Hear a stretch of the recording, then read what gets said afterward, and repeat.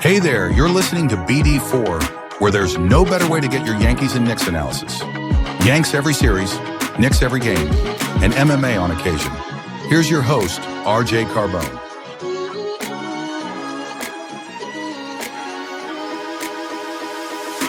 And a high drive into left center field. Stanton's going to watch another one fly. Are you kidding me? DiVincenzo a three. Bang! Bang! Knicks take a one. Time to apologize to absolutely nobody. At the wall. See ya! See ya! See ya! Mr. November. Anthony for three. Bang! That one goes down and the game is tied. Rose, you shook up the world again. I did it again. But God did it, man.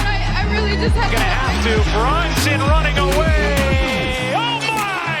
He has been the best player to put on that uniform. Ball game over. Yankees win. The Yankees win.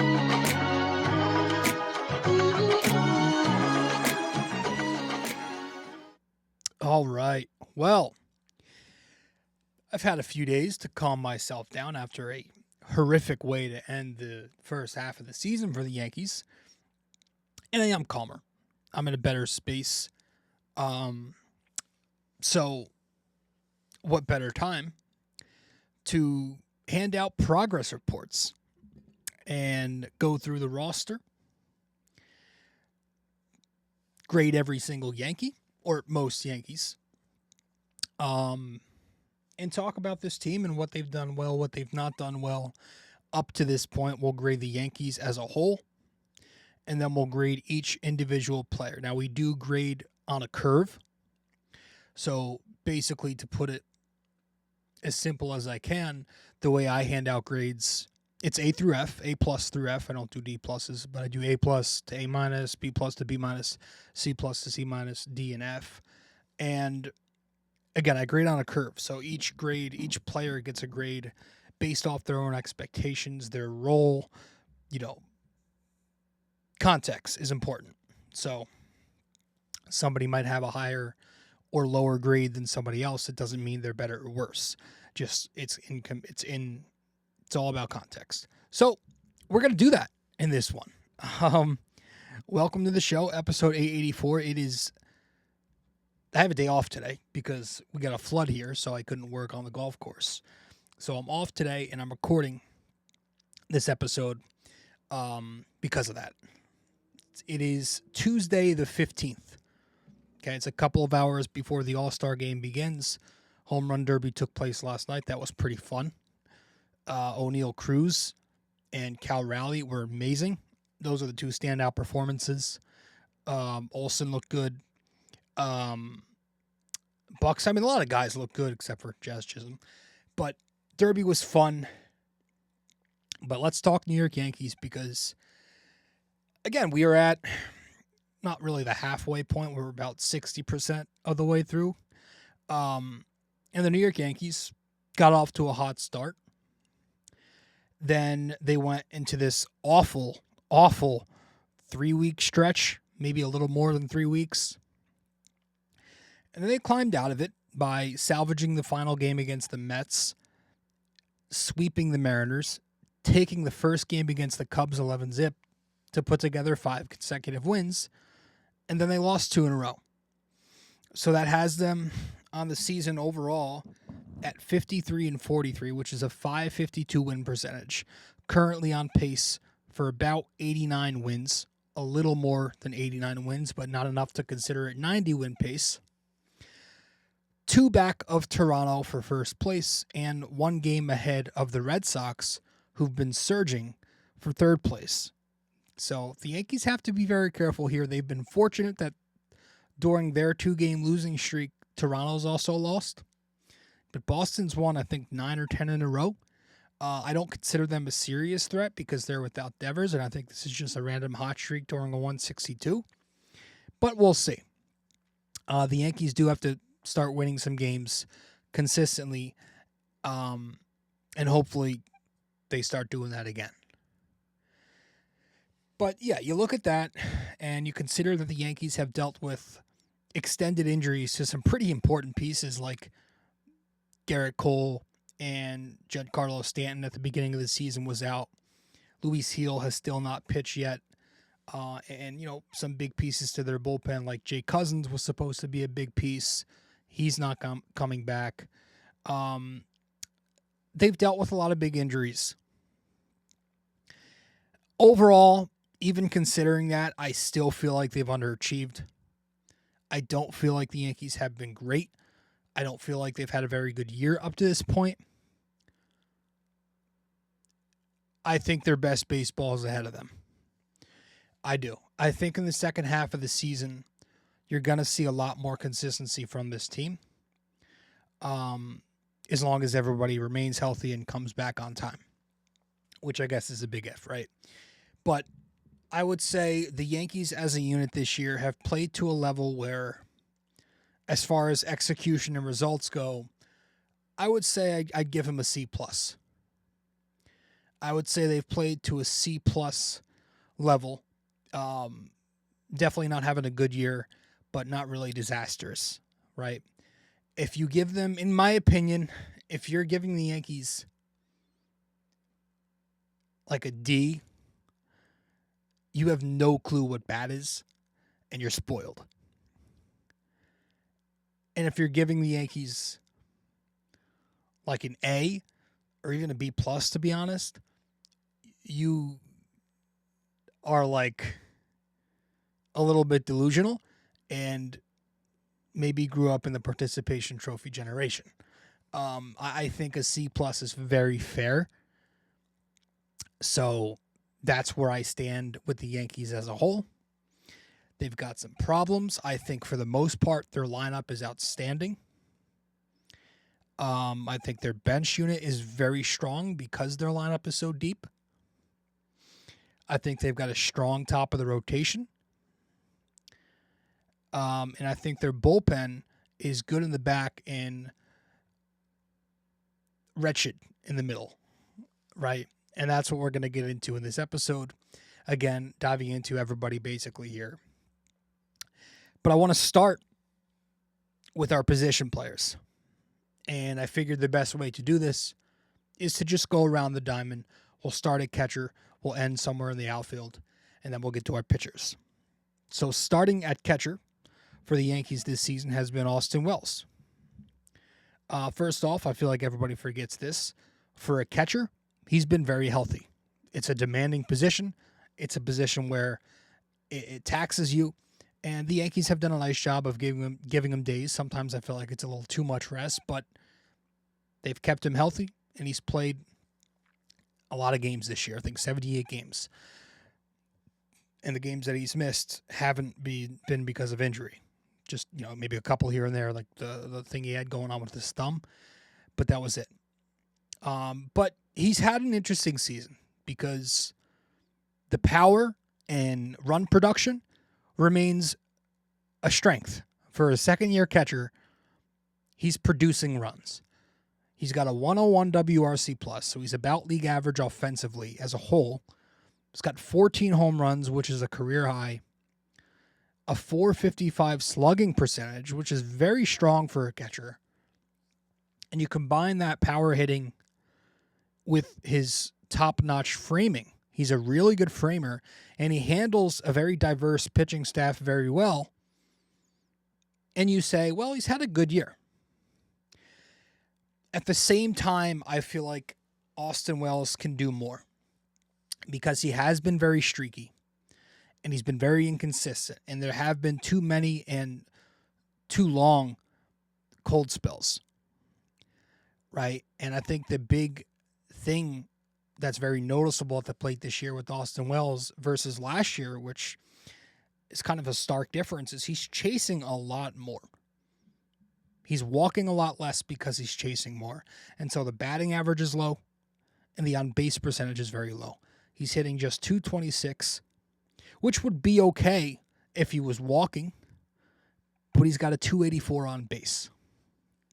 So that .284 on base stands out at you as very putrid no matter what position you play.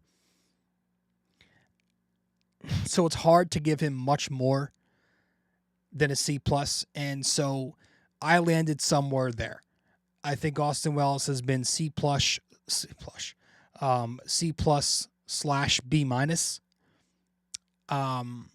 That's where I stand. JC Escarra is the backup catcher for the Yankees. Now, the tough thing about that is he's also a lefty. He also struggles to get on base, and he also doesn't have a strong throwing arm. So that hurts because you would hope that at least one of your catchers is different than the other. He is an elite framer himself. The bat isn't great, but he'll have an occasional productive game or series, and he does have a smooth left-handed swing. But so far, I feel like JC Escarra, fun story, but overall, I don't know. I'm not really impressed with him. Not a good catcher. He can't block. He's had a number of catcher's interferences, which just piss me off. If you're a catcher, figure out a way to separate framing with getting in the way. But overall, I would give JC Escarra a C. Maybe that's too harsh. I just don't think he's that good. But he's a backup catcher. Whatever. He's a C. That's, mediocre. Paul Goldschmidt at first base he's been good, man. He's been very good. Veteran presence at the dish, giving you strong at-bats every night. And because he's got that professional approach, he's been a very good situational hitter. I feel like he's been hitting with runners in scoring position. Started the season red hot. Cooled off. Kind of getting hot again. But he does struggle against right-handed pitching, which means he's dominant against left-handed pitching. And that's why the Yankees got him, because they know he can mash lefties, and that was a big issue for them last year. But Paul Goldschmidt's batting .402 against left-handed pitching this year with an 1182 OPS. He's mashing lefties. The glove work at first base has been very strong despite shaky infield defense. He can pick the ball. He can't get up very well. If you throw it high, he's not going to elevate. But he can get the balls that are in the dirt like a vacuum. But yeah, you take all of it into account, and you consider his old age, and you consider the cheap contract the Yankees got him on. I'd say Paul Goldschmidt's been pretty damn good, and I would go as far as to say he's been as good as a B+. Ben Rice, first base /catcher /DH, has been a nice surprise, right? But not really at the same time, because those who watch baseball and pay attention to baseball and the fundamentals and the skills of the game know that it was always there with him. As much as he struggled last year, the metrics were always strong. He hammers the baseball, hard contact. He's very aggressive on pitches inside the zone. And he's been good this year, man. He's great versus right-handed pitchers. He's a dead red fastball hitter. You let him get a hold of one, he could take it 425. He's been very good for them. He's been versatile, playing first base, again, catcher. If you need him to DH, he's doing that. And he's still been productive despite getting some days off, maybe more than you'd like someone like Ben Rice to get. Now, he's not great anywhere defensively, but I don't feel like it's been a problem. But Ben Rice, good bat. Yes, he's had some slumps, swings and misses a ton. Overall, he's been very productive. You got to give him a B. Go to second base, Jazz Chisholm. Jazz Chisholm had an awful start to the season. Swinging and missing a lot, hitting home runs, not really anything in between. Very Joey Gallo-esque in April. Then he hurt his oblique, was out a while, and he's still nursing a shoulder injury now. So the injuries are a concern. And the third base defense was very ugly, right? Fielding balls was fine, but it was the footwork that led to some shit throws. And mainly for me, when we talk about Jazz's third base defense, it was knowing the position. He did not know the position, so every ball that was hit in the gap or to an outfielder that and the throw that came in, he would screw up on relay plays, screw up on double cuts. He wouldn't know where to be, what bag to cover. Do I cover the? He doesn't know the third base position well, and it was a disaster at times. So since the move back to second base, which was recently, he's been good, and I expect him to get even better because he's a very good second baseman. And since his return to the field following the oblique injury, he's been absolutely remarkable at the plate. Just tremendous. He's been the second best hitter on the team for the Yankees this season. A guy like him, lefty bat, power, speed, that's huge for the modern game. And I feel like he's been a much better hitter this year. Like he's had a much better approach. You know, Jazz Chisholm coming into this year was a guy who hit home runs and struck out. He's added that third true outcome, right? He's walking more. He's not chasing as much as he used to. And he's drawing a lot more walks, which is good for his on-base percentage. So I feel like Jazz Chisholm has been tremendous. Now, again, if you want to take his grade down because he got off to a bad start and the injuries and everything, and maybe the third base defense, sure. B+, maybe even A- is where I would land for Jazz Chisholm. I think he's been awesome. Let's go to shortstop. Everybody's favorite shortstop, Anthony Volpe. Believe it or not, I know Yankees fans aren't going to tell you this because, you know, it's easy to criticize somebody when they're not on, but he started the season very well. He was consistently sitting 240 with an OPS in the sevens. You go back to the Fenway series maybe it's about a month now ago. He had a 770 OPS in that series. You know, there was a difference in approach. He was chasing less, and he got on base more because of the walks. But since then, he's been absolute trash on both ends, and he's not been good on the bases either. So if the defense in the base running is supposed to be his calling card because he's not a good hitter, then that has to be his calling card. And it's not been. And he's been bad at shortstop. He's got trouble ranging to his left. He doesn't have a strong arm. Balls have been bouncing off his glove. He's made some stupid decisions in crunch time in the field. He's just not been good. And so I think that's going to land him somewhere from a D to a C-. I think when we wrote our blog earlier today, we gave him a C- because we gave him the benefit of the doubt. I do feel like people sugarcoat. I do feel like people scapegoat him too much. And maybe it would help Anthony Volpe if his manager or the analytics team, whoever, would give him a day here and there. But they seem to run him into the ground no matter what because they love playing him. He's their guy. He's their golden child. So, yeah, Anthony Volpe, D, C-, not been good. Oswald Peraza at third base. He has been so difficult to watch play baseball this year, at least at the plate. No approach. Nothing. No approach. He has been so abhorrent at the dish to where it's gotten to a point where Yankees fans are so concentrated on how bad he is, it's making it seem like this lineup is bad. It's been a fantastic lineup. Because all you're hearing about is Peraza sucks. DJ was cut. Eugenio Suarez, all the third base talk about the deadline. That's how bad Peraza has been.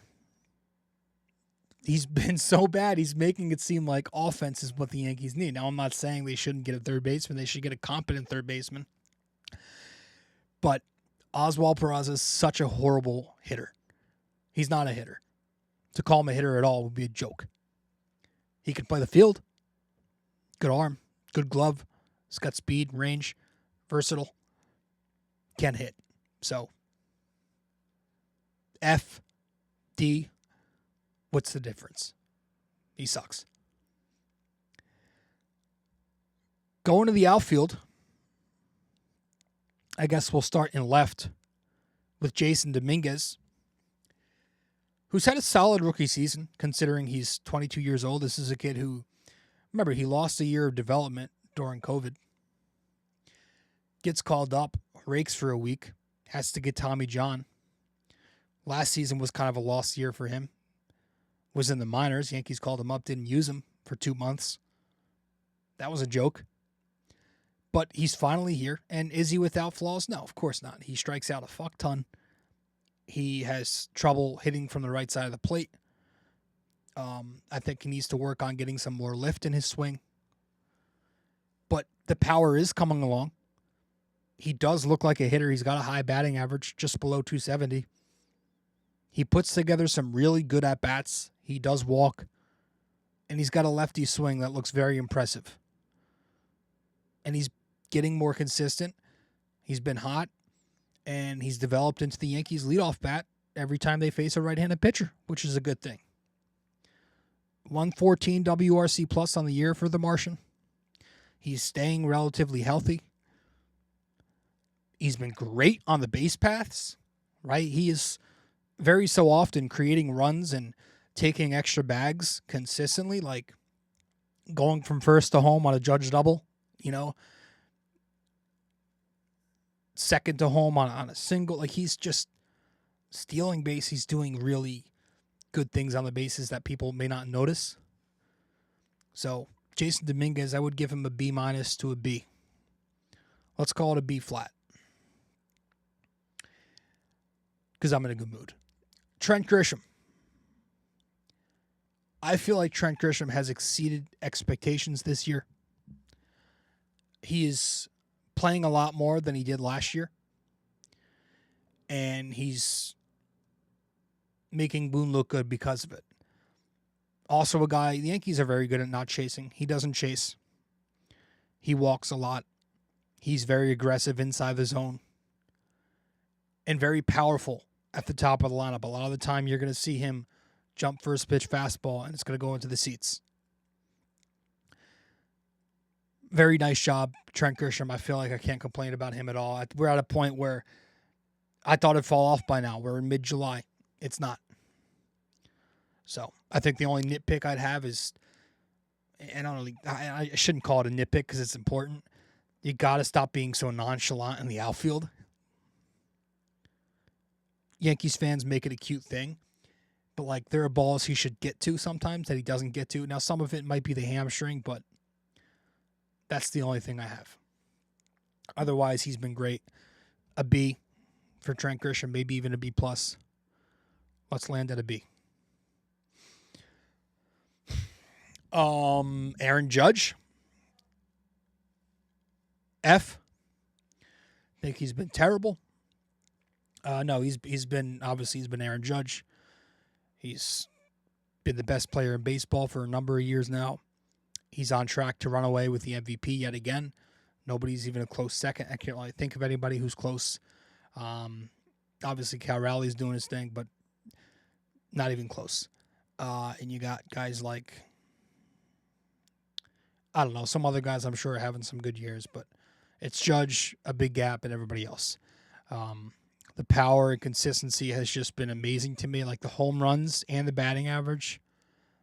To have 35 home runs at the break while also batting 350, whatever, that's wild to me, and that's always going to be wild to me. Right? And he's done a great job back in right field, too. I'm so happy he's off center field. He's back in right where he's been excellent for the Yankees. So Aaron Judge obviously gets the A+. Cody Bellinger. Cody Bellinger, if you can remember back in April, Yankees fans, including myself, were so tired of it. He got off to a wretched start. That's the only bad thing you could say because he's been excellent. The left-handed power stroke has been there, but he's also a very skilled contact bat with a good two-strike approach. Knows when to cut down on the swing. He's a good situational hitter. He can hit lefties very well. And he's making Yankees fans forget about Mr. Met. Because he's been great, not just at the plate, but he's been a great outfielder. Left field, center field, right field. He's even played first base in a pinch. He's also great on the bases. So it's kind of hard not to give Cody Bellinger an A-. I know he had the bad start, but the Yankees were winning then, so it didn't really matter. And he's just been so great I can't really go below an A-. Giancarlo Stanton as the final position player that we're going to hand out a grade to. Or I guess he's not a position player. But Stanton, the DH, obviously I think he's 21 games played this year. Limited action because he was hurt again to start the year. Looked like he was not going to play at all this year. So I'm happy he's back. And yes, he's frustrating. He swings and misses a ton. He'll have some really bad at-bats because he's Giancarlo Stanton. And does it suck that he doesn't play a position and he clogs up that DH spot? Yeah, it does. And all that stuff, I get it. The one-dimensional stuff doesn't provide value. The analytics people don't like him because of that. But the man produces runs. Is he not producing runs? The power, the clutch hitting. Offense does win at the end of the day, and Stanton's been productive. He's getting hot. So in limited action, I'll give him a B-. We're going to talk about the pitching when we return from break here on the show in episode 884. Stay with us. We'll be right back. Quick break here, guys. Stay connected with BD4 on social media. Follow us on Instagram and X at BD4Pod, and find us on Facebook by searching BD4. Don't miss out. Join the conversation. Want more BD4? Subscribe to our YouTube channel and never miss an episode. Hit that like button, drop a comment, and share with your fellow fans. Don't forget to ring that bell so you're always the first to know when a new video drops. Right. Whoa, that was a voice crack. All right. Welcome back to the show, episode 884 of the podcast. Let's go to the mound. Let's start with the rotation. The ace, Max Fried. Right, after you lost your ace and Garrett Cole, you don't have him for the year. You're also without the reigning rookie of the year in Luis Seal still. Who would have thought that Max Fried would have stepped up and did something like this? I thought he was going to be good. I didn't think he would be as good as one of the best pitchers in baseball. And maybe that's on me because he has been one of the best pitchers in baseball. I think he's got the lowest ERA since 2020. He's always there when the Yankees lose and they need a rebound. You have that stat. Forget what it is now, and I know they lost with him on the mound the other day, but he's just been great as the stopper, quote unquote, and he's just winning. Really fun pitcher to watch. You know, he's great at diving into his pitch mix to get ground balls and strikeouts and weak contact. When he needs to dial it up to 98 and unload the tank, he will. But he'll throw the backdoor curve to land for strikes against righties. He's got the changeup and the sinker for ground balls and weak contact. He's been awesome. And yes, he's been bad lately. And yes, the numbers against top lineups in baseball aren't great. But that's just par for the course over a 162, and it doesn't really have any correlation to the postseason, in my opinion. Though you do want to see that improve. Just to feel good. But Max Fried, I give him an A-. An A. You can give him an A. That's where I go. Give him an A. Carlos Rodon. Carlos Rodon, man. Listen, last year, you got a glimpse of it. You saw flashes of it. He was better. Solid. This year, you're getting the full payoff. And hopefully it continues. But he hasn't gone this long into the season as a Yankee yet. At this level. And I'm just happy to see it. Happy to see him in the right mindset. He's made an all-star team. Going to pitch tonight. He's been awesome. He's been the ace, the second ace. 8 shutout against a tough Cubs team. He's done such a great job evolving as a pitcher, you know, with a new pitch mix to righties. Last year, he added in that changeup to help neutralize righties. This year, he's added in that one-seamer, the sinker, to help neutralize righties. He's mastered that back foot slider to help get righties out. That, to me, has been the biggest change in his consistency, is he's found ways to neutralize right-handed bats. So Carlos Rodon gets an A-. He's been so fantastic. Will Warren has had some ups and downs like any other rookie starting pitcher in this league will. But really, you take away the 2 blow-up starts, and Will Warren's had a really strong rookie season. I think what's most impressive is his ability to miss bats. If you're missing bats at the rate he does and you're racking up strikeouts like he does, that says a lot. That says you're doing something right. It tells you about his upside. He's got a 27% K rate this year. Great sweeper to righties. The four-seam fastball's got great spin. It's his best pitch. Uses it to both sides. He just needs to develop that changeup more so he can be effective against lefties, because right now he is not getting lefties out. That's the big issue with him. It's the command and it's the pitch mix to lefties that he's got to develop. But overall, Will Warren's been really good for a rookie. I give him a B.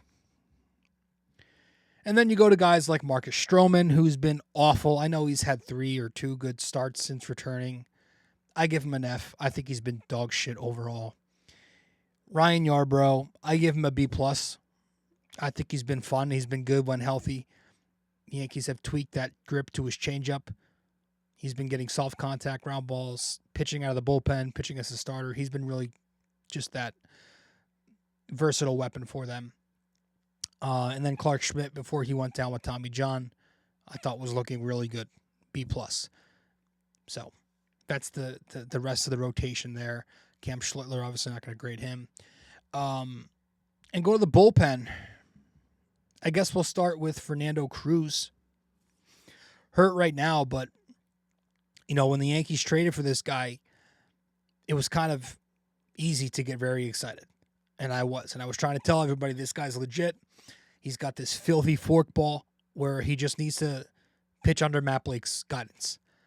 And so far, he has delivered under that promise. He's had a breakout campaign, and he's just flashing that forkball splitter, or whatever the hell you want to call it. It's more of a forkball consistently. And his fastball is sitting 94. So he's got the swing and miss forkball. He was leading American League relievers with strikeouts until he went down. I'm sure he's like 100 percentile in K rate still. He's just become a real weapon out of the bullpen. Throws that forkball out of the zone, but he's not afraid to throw it high in the zone. Really unique pitcher. And again, the only thing holding Fernando Cruz back is the durability, right? He has hit the DL now twice this year. Staying healthy is the last hurdle. But that's really the only thing holding him back from getting a grade in the A's. But I give him a B+. Devin Williams.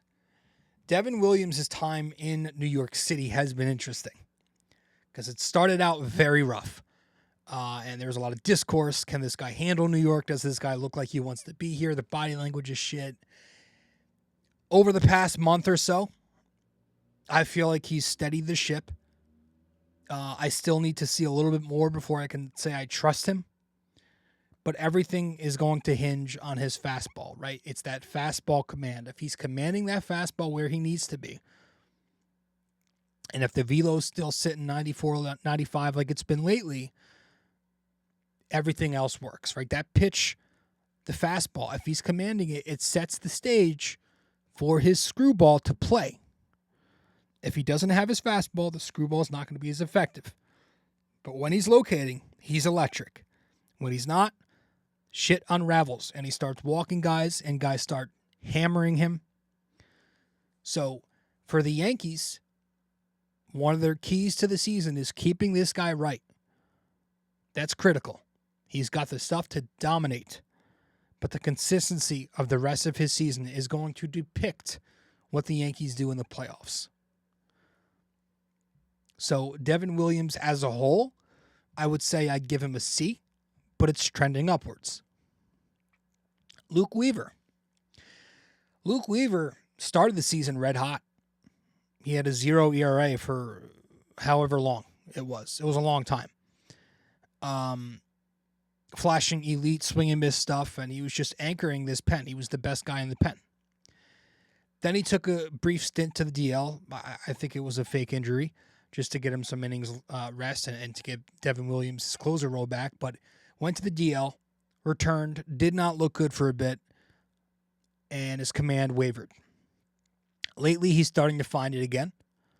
And at the end of the day, he's got an ERA in the 290s. He's striking out guys still. He's getting chased, getting whiffs. So he's been still, even with the velocity drop-off, still been one of the Yankees' most valuable bullpen pieces. And when he's right, he's proven that he can dominate and be the best there. So I would give Weaver anywhere from B to a B+.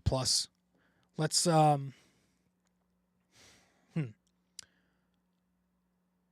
Again, I'm in a good mood, so I'll say B+. Mark Leiter Jr. Now, Leiter opened the season on a really good note. He was showing command, showing poise in traffic. He would get out of jams and get the ground ball off the splitter, get the strikeout. But things quickly turned, and then he started to struggle. He got hit hard. You could say some of it, because he still gets whiffs and he still induces ground balls, can be some bad luck because the underlying metrics are good. But the results aren't there right now, and it's whether it's tough luck or whether it's execution, the Yankees still need more stability from Mark Leiter Jr. going forward. And he's hurt right now. He's still a big piece of this bullpen. They need him to be right. But overall, I would say Mark Leiter Jr. has been pitching to a C level. I give him a C. Tim Hill. This is a guy who the Yankees acquired last year. He's a guy who doesn't throw hard. He lacks velocity, doesn't have great stuff, doesn't rack up whiffs or strikeouts. But he's doing exactly what the Yankees ask him to do every time he goes out there, right? As the only lefty-on-lefty matchup reliever they have, his job is pretty straightforward. Come in, throw strikes with that sinker, and induce ground balls. And he does that for the most part. He comes in and he gets ground balls. Now, sometimes ground balls are going to find holes, find gaps. So, nothing you could do about that. But for the most part, he's been a reliable lefty specialist. And I feel like that has value. He's the definition of consistent. So Tim Hill, while not outstanding, has been solid, and I give him a B. And then you get to where it gets really bad. I don't want to dive into all the other relievers that, don't pitch much, but they come in and get hammered. But, Ian Hamilton has been a consistent part of this bullpen. He's been bad. His stuff remains good, but the command just hasn't held up. Like, his fastball is still very hard, but the slider is not really controlled often. He hangs it a lot. The Slombio pitch, whatever he calls it, that's been an issue. When he's right, he can miss bats and look really dominant. But often it's his control that hurts him. And consistency is key for relief pitchers. And the Yankees just simply need him to be better down the stretch here. And until he does start pitching better, and he's been better lately, although he did give up a couple runs the other day, until he's more consistent, he's going to remain in these low leverage spots. And so Ian Hamilton, who's been pretty bad overall, I give a C- to. Jonathan Loaisiga's been awful. They gave him the new contract, which shocked a lot of people. He came back and he's just not looked the same. This stuff isn't what it used to be. His two-seam velocity is down a few ticks. He used to throw it around 100. Right now he's 96. That's a huge difference. The breaking stuff isn't really giving you much bite. And the results have followed suit. He's just been very unreliable, and he's giving up some bombs. And he's never been a guy who misses bats, but hard contact has always been a problem for him, and that's been, I feel like, magnified. And so he's now kind of being pushed into this low-leverage mop-up duty, too. For a guy who was once this, late-inning, high-leverage weapon, demoted. And he's been that bad. So Johnny Loaisiga, I would say he's pitched really bad, really poorly. I would give him a D. So I think that's it. Like, I don't know if we want to go over, guys who haven't really pitched or played much. So that's your bullpen, that's your lineup, that's your rotation, and that's your 2025 Yankees so far. A C-plus team with A-grade potential, I would say.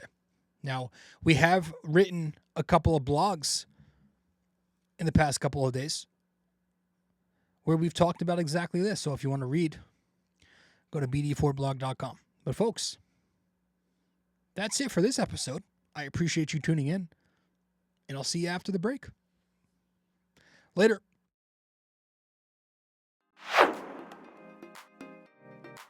Well, if you made it this far, that means you listened to or watched the entire episode. Thank you. Just remember to follow, subscribe, download, rate and review, and all that fun stuff to help out the podcast. And I will see you in the next episode of BD4.